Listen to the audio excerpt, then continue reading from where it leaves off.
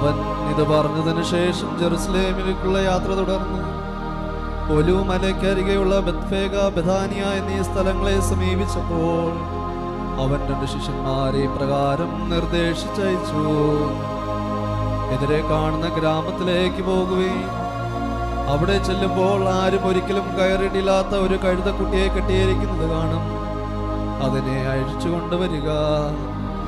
നിങ്ങൾ അതിനെ അഴിക്കുന്നത് എന്തിനെന്ന് ആരെങ്കിലും ചോദിച്ചാൽ കർത്താവിന് അതിനെ കൊണ്ട് ആവശ്യമുണ്ട് എന്ന് പറയുക.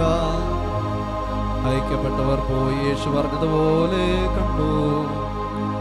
അവർ കഴുതക്കുട്ടിയെ അഴിക്കുമ്പോൾ അതിനുടമസ്ഥൻ അവരോട്, നിങ്ങൾ എന്തിനാണ് കഴുതക്കുട്ടിയെ അഴിക്കുന്നതെന്ന് ചോദിച്ചു. കർത്താവിന് ഇതിനെ കൊണ്ട് ആവശ്യമുണ്ട് എന്ന് അവർ പറഞ്ഞു. അവർ അതിനെ യേശുവിന്റെ അടുക്കൽ കൊണ്ടുവന്നു. തങ്ങളുടെ വസ്ത്രങ്ങൾ കഴുതക്കുട്ടിയുടെ പുറത്ത് വിരിച്ചു. അവർ യേശുവിനെ ഇരുത്തി. അവൻ കടന്നു പോകുമ്പോൾ അവർ വഴിയിൽ തങ്ങളുടെ വസ്ത്രങ്ങൾ വിരിച്ചു. അവൻ പട്ടണത്തിനോടടുത്ത് ഒലിവുമലയുടെ ചരിവിന് സമീപത്തെത്തിയപ്പോൾ ശിഷ്യഗണം മുഴുവൻ സന്തോഷിച്ച് തങ്ങൾ കണ്ട എല്ലാ അത്ഭുത പ്രവർത്തികളെയും പറ്റി ഉച്ചത്തിൽ ദൈവത്തെ സ്തുതിക്കാൻ തുടങ്ങി. കർത്താവിന്റെ നാമത്തിൽ വരുന്ന രാജാവ് അനുഗ്രഹീതൻ, സ്വർഗത്തിൽ സമാധാനം, അത്യുന്നതങ്ങളിൽ മഹത്വം എന്നവർ ആർത്തു വിളിച്ചു.